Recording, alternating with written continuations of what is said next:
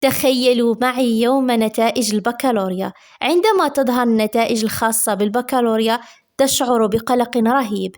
أهلك واقفين وينتظرون، وأنت تجلس في كرسي مقابل حاسوبك، وأمك تبدأ بالدعاء لك بالنجاح، وأبوك ينزعج ويقول: أين هو رابط النتائج؟ أنت تقول: شبكة الإنترنت ضعيفة. الكل ينتظر نتائجهم، وأنت دقات قلبك تزيد وبطنك تؤلمك من الخوف. وفجأة تظهر الصفحة الخاصة بالنتائج، تكتب رقم التسجيل وتضغط استظهار النتائج وتغمض عينيك، والخوف يملأ قلبك.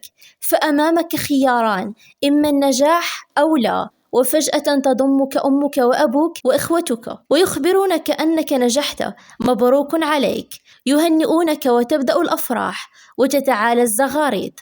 انظر للسعادة التي تملأ قلبك بمجرد تخيل ذلك اليوم، فما بالك بأن تعيشه؟